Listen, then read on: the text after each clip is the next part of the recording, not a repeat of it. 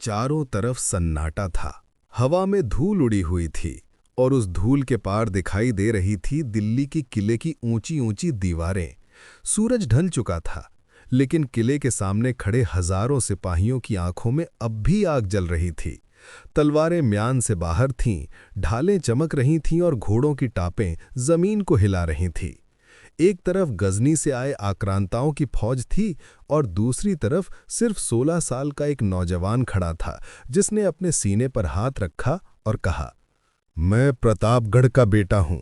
मैं कन्नौज का नहीं, न दिल्ली का। मैं भारत का पुत्र हूं और जब तक मेरी सांस चल रही है कोई इस मिट्टी पर कदम नहीं रख सकता। उसका नाम था पृथ्वीराज चौहान। लेकिन ये वीरता अचानक पैदा नहीं हुई थी।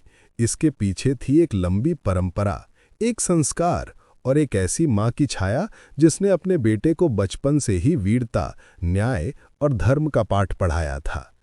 दिल्ली की गलियों में बचपन से ही पृथ्वीराज का नाम गूंजता था। कहते हैं कि बचपन में ही उन्होंने लकड़ी की तलवार से अपने साथियों को हरा दिया था।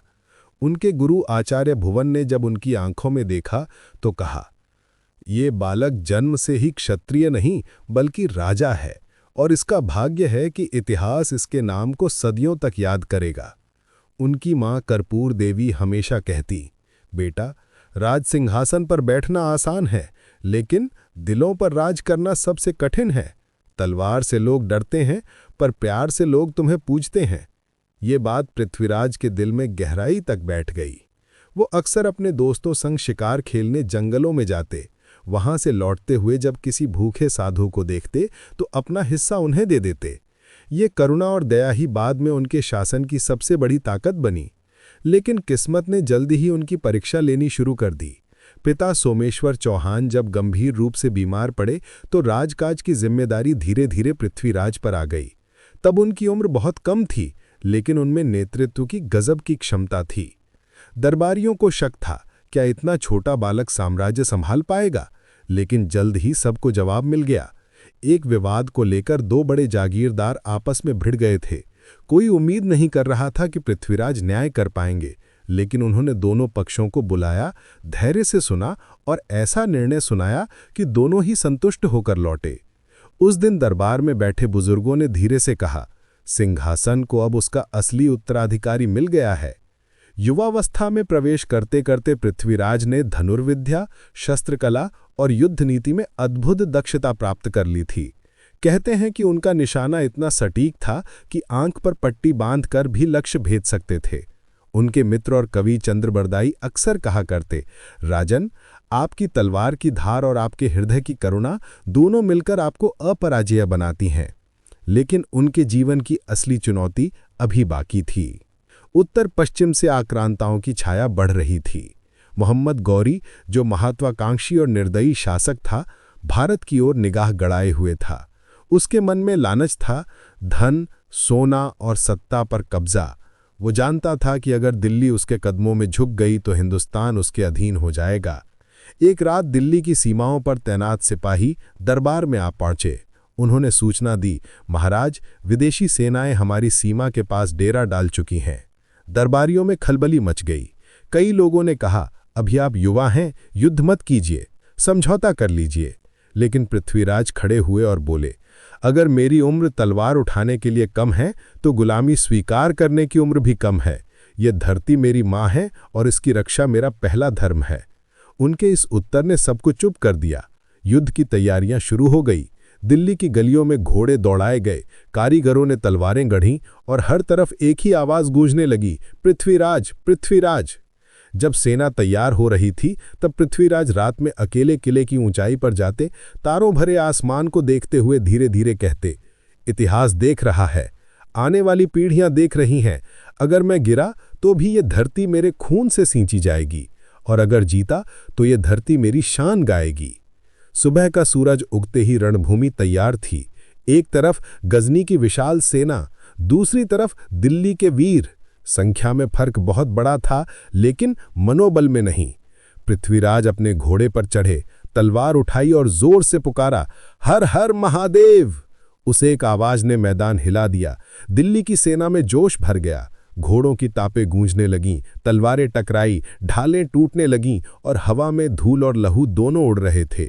पहली भिड़ंत में ही पृथ्वीराज ने कई दुश्मनों को धाराशायी कर दिया। उनकी वीरता देखकर सैनिकों के हौसले और बढ़े। लेकिन ये युद्ध आसान नहीं था। गजनी की सेना बार बार आक्रमण करती रही। उन्होंने रणनीति बदल बदल कर हमला किया, पर पृथ्वीराज ने भी अपनी बुद्धि से सेना को 3 भागों में बांटा। एक भाग सीधी भिड़ंत के लिए, दूसरा छिपकर पीछे से हमला करने के लिए और तीसरा किले की रक्षा के लिए। घंटों तक युद्ध चलता रहा। सूरज ढलने को आया और आखिरकार गजनी की सेना पीछे हटने पर मजबूर हो गई। दिल्ली की धरती पर जयकार गूंज उठी, जय पृथ्वीराज, जय वीरता। लेकिन यह जीत सिर्फ एक शुरुआत थी, क्योंकि इतिहास गवाह है, जहां पहली जीत मिलती है वहां और बड़े युद्ध इंतजार करते हैं। रात को पृथ्वीराज अपने कक्ष में बैठे थे, तलवार उनके सामने रखी थी। उन्होंने धीमे स्वर में कहा, माँ, मैंने आज पहली बार अपने लोगों को बचाया है, लेकिन मुझे पता है असली चुनौती अभी बाकी है। दरवाजे पर चंद्रबरदाई आए। उन्होंने कहा, राजन, आपकी जीत ने सबको हिम्मत दी है, लेकिन याद रखिए, मोहम्मद गौरी वापस आएगा, और इस बार शायद पहले से भी ज्यादा ताकत लेकर। पृथ्वीराज ने गहरी सांस ली और कहा, तो फिर मैं भी पहले से ज्यादा तैयार रहूंगा। उनकी आंखों में आग थी, लेकिन कहीं ना कहीं मन के भीतर एक बोझ भी था। उन्हें पता था ये लड़ाई सिर्फ तलवार की नहीं, बल्कि धैर्य, रणनीति और समय की भी है। और तभी शुरू हुआ पृथ्वीराज चौहान के जीवन का सबसे बड़ा अध्याय। दिल्ली की धरती पर पहली जीत ने पूरे साम्राज्य को गर्व से भर दिया था, लेकिन जीत की खुशी के पीछे छुपी हुई थी एक कड़वी सच्चाई। मोहम्मद गौरी हार कर भी रुका नहीं था। उसके भीतर एक आग जल रही थी। वो जानता था कि अगर दिल्ली को जीता नहीं तो उसकी महत्वाकांक्षा अधूरी रह जाएगी। उधर दिल्ली में पृथ्वीराज ने अपने राज्य को और मजबूत करने की ठानी। उन्होंने प्रशासन को दुरुस्त किया, सीमाओं पर चौकसी बढ़ाई और जनता से सीधे संवाद शुरू किया।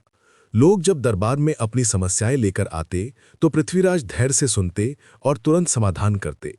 धीरे धीरे लोग कहने लगे, राजा नहीं, ये तो हमारे परिवार के बड़े हैं। समय बीतता गया। पृथ्वीराज अब सिर्फ दिल्ली के नहीं, बल्कि उत्तर भारत के सबसे मजबूत शासकों में गिने जाने लगे। उनकी कीर्ति दूर दूर तक फैलने लगी। इसी बीच कन्नौज की राजकुमारी संयोगिता का नाम उनकी जिंदगी में आया। कन्नौज के राजा जयचंद और दिल्ली के चौहानों के बीच रिश्ते अच्छे नहीं थे। जयचंद हमेशा चाहता था कि उसकी ताकत और बढ़े, लेकिन पृथ्वीराज की बढ़ती लोकप्रियता से वो असहज हो गया। उसी समय एक कथा ने जन्म लिया, संयोगिता और पृथ्वीराज की। कहते हैं संयोगिता ने पृथ्वीराज की वीरता के किस्से सुने थे। उनके चित्र को देखकर ही उसने मन ही मन प्रण कर लिया कि वो जीवन में सिर्फ उसी वीर को अपना पति मानेगी। लेकिन जयचंद को यह रिश्ता मंजूर नहीं था। उसने अपनी बेटी के स्वयंवर की घोषणा की और पृथ्वीराज का नाम अतिथि सूची से निकाल दिया। स्वयंवर का दिन आया। राजमहल में चारों तरफ रोशनी थी। दूर दूर से राजा और राजकुमार आए थे, लेकिन संयोगिता का मन केवल एक नाम पर अटका था, पृथ्वीराज। जैसे ही वो वरमाला लिए दरबार में आई, उसने चारों ओर नजरें दौड़ाईं। पृथ्वीराज कहीं नहीं थे। तभी उसने देखा दीवार के पास एक प्रतिमा खड़ी है। वो थी पृथ्वीराज की। संयोगिता आगे बढ़ी और सबके सामने उसी प्रतिमा पर वरमाला डाल दी। सभा में सन्नाटा छा गया। जयचंद का चेहरा लाल हो उठा। तभी अचानक दरबार के द्वार खुले, घोड़ों की तापें गूंजी और वहां खड़े थे स्वयं पृथ्वीराज चौहान। तलवारें खींची गई, लेकिन पृथ्वीराज संयोगिता का हाथ थामकर बोले, अब ये मेरा वचन है, कोई इसे रोक नहीं सकता। घोड़े पर सवार होकर वे संयोगिता को साथ ले गए। ये घटना भारत के इतिहास की सबसे रोमांटिक और साहसी कहानियों में से एक बन गई। लेकिन इस घटना ने जयचंद और पृथ्वीराज के बीच दुश्मनी को और गहरा कर दिया। उधर मोहम्मद गौरी बार बार हारने के बाद भी वापस आता रहा। उसने कई बार कोशिश की, लेकिन हर बार पृथ्वीराज की तलवार और रणनीति ने उसे पीछे ढकेल दिया। कहते हैं कि गौरी ने 12 बार भारत पर हमला किया और हर बार उसे मुंह की खानी पड़ी, लेकिन 13वीं बार किस्मत ने एक अलग करवट ली। उससे पहले एक और युद्ध हुआ, तराइन का पहला युद्ध। 1191 ईस्वी में तराइन के मैदान में दोनों सेनाएं आमने सामने थीं। गौरी के पास विशाल सेना थी, लेकिन पृथ्वीराज के पास जनता का भरोसा और अपने योद्धाओं की निष्ठा। जैसे ही युद्ध शुरू हुआ, गौरी ने अपनी पूरी ताकत झोंक दी, लेकिन पृथ्वीराज ने उसकी हर चाल को नाकाम कर दिया। घंटों तक चले युद्ध के बाद गौरी बुरी तरह हार गया। वो जख्मी होकर मैदान छोड़कर भागा। कहते हैं कि अगर उस दिन पृथ्वीराज चाहते तो गोरी का अंत वहीं हो जाता, लेकिन उन्होंने एक क्षत्रिय धर्म निभाते हुए उसे जीवित छोड़ दिया। यही दया, वही उदारता बाद में उनके लिए सबसे बड़ी चुनौती बनी। तराइन की हार ने गोरी को तोड़ दिया था, लेकिन उसकी महत्वाकांक्षा बुझी नहीं थी। उसने कसम खाई कि अगली बार जब वो भारत आएगा तो दिल्ली की गद्दी पर चौहान नहीं बल्कि गजनी का झंडा लहराएगा। समय बीता, दिल्ली में जीवन अपनी रफ्तार से चलता रहा, लेकिन जयचंद की कूटनीति और गोरी की महत्वाकांक्षा धीरे धीरे एक साथ आ गईं।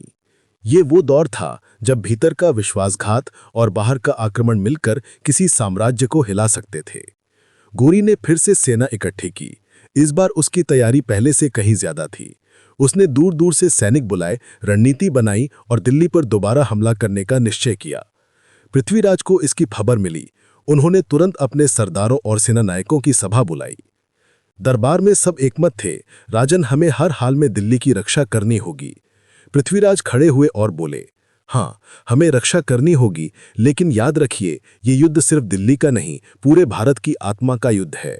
अगर हम हारे तो हमारी आने वाली पीढ़ियां गुलामी का स्वाद चखेंगी। सभा में सन्नाटा छा गया। सबको एहसास हो गया कि आने वाला समय आसान नहीं है। तराइन का दूसरा युद्ध नजदीक आ रहा था। रात को किले की दीवारों पर खड़े होकर पृथ्वीराज आसमान देख रहे थे। उनके पास आए चंद्रबरदाई ने कहा, राजन, क्या आपको डर नहीं लगता? दुश्मन की सेना विशाल है, रणनीति चालाक है और जयचंद की गद्दारी हमारे पीछे खड़ी है। पृथ्वीराज ने धीमी आवाज में कहा, डर तो हर योद्धा को लगता है चंद, लेकिन फर्क ये है कि डर से भागने वाले गुलाम बन जाते हैं और डर का सामना करने वाले इतिहास लिख जाते हैं। उनकी आंखों में चमक थी, लेकिन भीतर कहीं ना कहीं उन्हें आभास था कि ये युद्ध उनके जीवन की सबसे बड़ी परीक्षा बनने वाला है। सुबह हुई। तराइन का मैदान फिर से गवाह बना। इस बार मोहम्मद गोरी पूरी तैयारी के साथ आया था। उसकी सेना पहले से दुगनी थी और सबसे बड़ा वार था जयचंद का विश्वासघात। पृथ्वीराज ने अपनी सेना को सुसज्जित किया। नगाड़े बजे, शंखनाद हुआ और दिल्ली की सेना रणभूमि में उतरी। दोनों तरफ से तीर बरसने लगे, तलवारें भिड़ी, घोड़े दौड़े, रणभूमि चीखों और जयकारों से गूंज उठी। पृथ्वीराज ने अपने घोड़े पर चढ़कर कई दुश्मनों को मौत के घाट उतारा, लेकिन गोरी की रणनीति अलग थी। उसने थकाकर मारने की चाल चली। घंटों तक युद्ध चलता रहा। धीरे धीरे दिल्ली की सेना थकने लगी और तभी जयचंद का विश्वासघात सामने आया। उसने अपने सैनिकों को पीछे हटा लिया। दिल्ली की सेना अकेले पड़ गई। युद्ध का पलड़ा बदलने लगा। पृथ्वीराज आखिरी दम तक लड़ते रहे। उनकी तलवार दुश्मनों पर गिरती रही, लेकिन संख्या और गद्दारी ने सब कुछ पलट दिया। तराइन के मैदान में दिल्ली की सेना टूटने लगी और आखिरकार पृथ्वीराज पकड़े गए। तराइन के मैदान की मिट्टी लाल हो चुकी थी। घायल सैनिक करहा रहे थे। घोड़ों की टापें थम चुकी थी और आसमान में धूल का गुबार धीरे धीरे बैठ रहा था। इस बार मैदान में विजयी था मोहम्मद गोरी और पराजित होकर भी सबसे ऊंचा खड़ा था दिल्ली का शेर पृथ्वीराज चौहान। गोरी के सैनिकों ने उन्हें जंजीरों में जकड़ लिया। दिल्ली का राजा अब कैदी था, लेकिन दोस्तों, ये कैदी भी ऐसा था जिसकी आंखों में अब भी वही ज्वाला थी। तलवार छिन गई थी, घोड़ा छूट गया था, सेना बिखर गई थी, लेकिन आत्मा अब भी अड़िग खड़ी थी। गोरी ने जब पहली बार कैद में खड़े पृथ्वीराज को देखा तो हंसकर कहा, तुम्हारा साम्राज्य खत्म, तुम्हारी सेना खत्म, तुम्हारी शक्ति खत्म। अब तुम मेरे सामने एक साधारण कैदी से ज्यादा कुछ नहीं। पृथ्वीराज ने उसकी आंखों में सीधे देखा और कहा, शक्ति तलवार में नहीं होती गोरी, शक्ति उस आत्मा में होती है जो हार मानने से इनकार करती है। तुमने मुझे कैद किया है, पर मेरी आत्मा को कभी कैद नहीं कर सकते। इन शब्दों ने गोरी के मन में एक चुभन छोड़ दी। दिल्ली में इस खबर ने आंधी मचा दी थी। लोग रो रहे थे। माताएं अपने बेटों को सीने से लगाए विलाप कर रही थीं। संयोगिता ने जब सुना कि उनका प्रिय अब बंदी बन गया है तो उनका हृदय टूट गया। कहते हैं उसने अपने महल में दीप जलाए और भगवान से प्रार्थना की कि हे कृष्ण, अगर मेरा प्रेम सच्चा है तो मेरे वीर को मुक्ति दो। लेकिन समय किसी की प्रार्थना पर नहीं रुकता। गोरी ने पृथ्वीराज को अपने दरबार में बुलाया। उसकी योजना थी कि सबके सामने उनका अपमान किया जाए। सभागार भरा हुआ था। सैकड़ों सरदार, सैनिक और दरबारी मौजूद थे। गोरी अपने सिंहासन पर बैठा और पृथ्वीराज को बेड़ियों में खड़ा कर दिया गया। वो बोला, आज सब देख लें, ये वही चौहान है जो अपने को शेर समझता था। आज ये मेरी दया पर जीवित है। सभा में ठहाके गूंजे, लेकिन तभी पृथ्वीराज ने सिर उठाया और कहा, ठहाके कितने भी हों, पर इतिहास गवाह है कि चौहान नाम हमेशा वीरता का प्रतीक रहेगा। और तुम्हारा नाम? लोग तुम्हें सिर्फ उस विदेशी आक्रमणकारी के रूप में याद करेंगे जो धोखे और गद्दारी से जीता था। सभा एकदम शांत हो गई। गोरी ने क्रोध से दांत पीस लिए। उसने आदेश दिया, इसे अंधा कर दो। लोह की गर्म सलाखें उनकी आंखों में लगा दी गईं। अंधकार छा गया। वीर की दृष्टि छीन ली गई, पर हृदय की ज्योति बुझाई नहीं जा सकी। अंधा हो जाने के बाद भी पृथ्वीराज का आत्मबल अटूट रहा। कहते हैं अंधकार में बैठकर भी वो मन ही मन बार बार यही दोहराते, मेरी आंखें भले ही छीन ली गईं, पर मेरी धरती का आकाश अब भी मुझ में चमकता है। इन्हीं दिनों उनके साथ बंदी बनाए गए कवि और मित्र चंद्रबरदाई भी गोरी के दरबार में पहुंचे। चंद ने धीरे से उनके कान में कहा, राजन, दृष्टि भले ही चली गई हो, पर आपकी वीरता अब भी जीवित है। ईश्वर हमें मौका देगा और हम इतिहास को बदल देंगे। गोरी को लगा कि अब चौहान उसके सामने बेबस है। उसने अपमान को और गहरा करने की सोची। एक दिन उसने दरबार में आदेश दिया, इस अंधे राजा से तीर चलवाओ, देखो ये किस तरह मजाक बनता है। सभा फिर हंसी से गूंज उठी। पृथ्वीराज के हाथों में धनुष दिया गया, आंखें बंद थीं, सामने सिर्फ अंधेरा। दरबारियों को लगा अब ये मजाक का दृश्य बनेगा। लेकिन तभी चंद्रबरदाई आगे बढ़े। उन्होंने गोरी से कहा, महाराज, आप पृथ्वीराज को अपमानित करना चाहते हैं तो सही है, पर ध्यान रहे ये वही वीर है जिसकी सुनने की शक्ति इतनी तीव्र है कि तीर का निशाना कानों से साध सकता है। गोरी ने ठहाका लगाया, ठीक है, देख ले आज ये चमत्कार भी। सभा में सन्नाटा छा गया। चंद्रबरदाई पृथ्वीराज के पास खड़े हुए। उन्होंने धीमे स्वर में कहा, राजन, मौका आ चुका है। मैं चौपाई पढ़ूंगा, आप निशाना साधिए। जिस दिशा की ओर मैं संकेत दूंगा उसी दिशा में तीर छोड़ना। उनके शब्द हवा में गूंजे। 4 बांस 24 गज, अंगुल अष्ट प्रमाण, ता ऊपर सुल्तान है मत चूको चौहान। पृथ्वीराज ने धनुष ताना, कानों से दिशा साधी, तीर छोड़ा। क्षण भर के लिए समय थम गया और फिर एक चीख गूंजी। मोहम्मद गोरी अपने सिंहासन से लुढ़क गया। तीर सीधा उसके गले में लगा था। सभा स्तब्ध रह गई। किसी को विश्वास ही नहीं हुआ कि अंधा होकर भी पृथ्वीराज चौहान ने दुश्मन को मौत के घाट उतार दिया। लेकिन एक क्षणिक विजय थी, क्योंकि गोरी के सैनिकों ने तुरंत पृथ्वीराज और चंद्रबरदाई को घेर लिया। दोनों को पता था कि अब जीवन का अंत निकट है। कहते हैं उसी क्षण चंद्रबरदाई ने फुसफुसाकर कहा, राजन, अब इस अपमान से मुक्ति का समय आ गया है। हम इतिहास में अमर हो चुके हैं। आइए इस संसार से वैसे ही विदा लें जैसे वीरों की परंपरा होती है। दोनों ने साथ साथ प्राण त्याग दिए। दिल्ली में जब यह खबर पहुंची तो शोक की लहर दौड़ गई। संयोगिता ने सुना कि उनका प्रिय अब संसार में नहीं रहा, तो उसने भी महल में चिता जलाकर अपने प्राण त्याग दिए। लोग रोए, धरती रोई, इतिहास रोया, लेकिन साथ ही एक सत्य गूंजा, पृथ्वीराज चौहान हार कर भी अमर हो गए। उनकी कहानी ने आने वाली पीढ़ियों को यह सिखाया कि सच्चा वीर वही है जो परिस्थिति चाहे जैसी हो, अपने धर्म और स्वाभिमान से कभी समझौता नहीं करता। गोरी का साम्राज्य बढ़ा, लेकिन उसका नाम कभी भी सम्मान से नहीं लिया गया। वहीं पृथ्वीराज चौहान का नाम आज भी भारत की मिट्टी में गूंजता है। गांव-गांव में, गीतों में, कविताओं में, वीर रस की चौपाइयों में उनका नाम आज भी जिंदा है। इस तरह एक युवा राजा जिसने 16 साल की उम्र में तलवार उठाई थी, जिसने प्रेम को भी युद्ध की तरह जिया था, जिसने क्षत्रिय धर्म को आखिरी सांस तक निभाया था, उसका जीवन केवल एक कहानी नहीं बल्कि प्रेरणा बन गया। तराइन की हार, गोरी का दरबार, अंधकार और अंत। ये सब सुनकर ऐसा लगता है जैसे कहानी यहीं खत्म हो गई, लेकिन सच्चाई ये है कि पृथ्वीराज चौहान की गाथा कभी खत्म नहीं हुई। वो शरीर से भले ही ना रहे हों, लेकिन उनकी आत्मा भारत की मिट्टी में बस गई। उनके जाने के बाद भी गांव-गांव में ढोल नगाड़े गूंजते रहे, वीर रस की चौपाइयां सुनाई जाती रहीं। बच्चे जब खेलते तो तलवार की लकड़ी पकड़कर कहते, मैं पृथ्वीराज हूं। किसान जब खेत जोतते तो मिट्टी को प्रणाम कर कहते, ये वही धरती है जिस पर पृथ्वीराज ने रक्त बहाकर इसे सींचा था। समय बीतता गया, सदियां गुजर गईं, दिल्ली का ताज बदलता रहा, आक्रमणकारी आते जाते रहे, लेकिन जब भी भारतवासी हिम्मत हारने लगे, जब भी गुलामी का बोझ बढ़ा, तब उनकी याद आती, पृथ्वीराज हार कर भी झुके नहीं। कई कवियों ने उनकी वीरता को अमर किया। चंद्रबरदाई की पृथ्वीराज रासों ने उन्हें कथा नहीं बल्कि किंवदंती बना दिया। उसमें लिखा गया, वो चौहान था जिसने आंखें खोने के बाद भी दुश्मन का सीना छलनी किया। यही एक दृश्य आने वाली पीढ़ियों को साहस देता रहा। सोचिए, आज जब हम मोबाइल की रोशनी में आराम से बैठकर ये कहानी सुनते हैं तो कैसा लगता है? क्या हमारी सांसें तेज नहीं हो जाती? क्या हमारे दिल में आग नहीं जलती? यही तो उनकी असली जीत है। उन्होंने अपने समय में लड़ाई लड़ी, लेकिन उसकी गूंज आज तक चल रही है।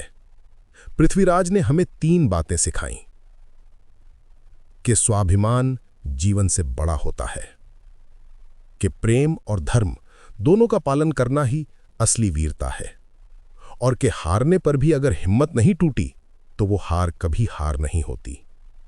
संयोगिता की आहुति, चंद्रबरदाई का बलिदान और पृथ्वीराज का आत्मसम्मान, ये सब मिलकर हमें ये याद दिलाते हैं कि भारत की मिट्टी कभी साधारण नहीं रही। यहां हर कण में एक कहानी है, हर सांस में एक गाथा। इतिहासकार कहते हैं कि अगर चौहान हार कर भी अमर हो गए तो इसकी वजह यही थी कि उन्होंने अपने सिद्धांतों से समझौता नहीं किया। गोरी की जीत अस्थायी थी, लेकिन चौहान की वीरता शाश्वत हो गई। आज जब हम चुनौतियों से घिरे होते हैं, चाहे नौकरी की समस्या हो, रिश्तों की उलझन हो या जीवन की कठिनाई, तो हमें चौहान की याद करनी चाहिए। उन्होंने अंधकार में भी जीत ढूंढी, हमें भी अपने अंधेरे में रोशनी तलाशनी होगी। भारत की धरती पर ऐसे असंख्य वीर पैदा हुए हैं, लेकिन पृथ्वीराज चौहान का स्थान अद्वितीय है, क्योंकि वे सिर्फ योद्धा नहीं बल्कि प्रतीक हैं उस आत्मा के जो कभी झुकती नहीं। कल्पना कीजिए, अगर आज वो हमारे सामने खड़े होते तो शायद यही कहते, डरना मत, लड़ाई कितनी भी बड़ी हो, जब तक सांस है तब तक आशा है, और जब तक आशा है तब तक विजय संभव है। उनकी कहानी केवल किताबों में पढ़ने की चीज नहीं है, ये हर उस इंसान के दिल की धड़कन है जो अपने सपनों के लिए लड़ रहा है। और दोस्तों, यही कारण है कि आज भी जब वीर रस की चौपाइयां गाई जाती हैं, जब बच्चे इतिहास की किताब में उनका नाम पढ़ते हैं, जब कोई अपनी मिट्टी को छूकर प्रण करता है, तब एक ही नाम गूंजता है, पृथ्वीराज चौहान।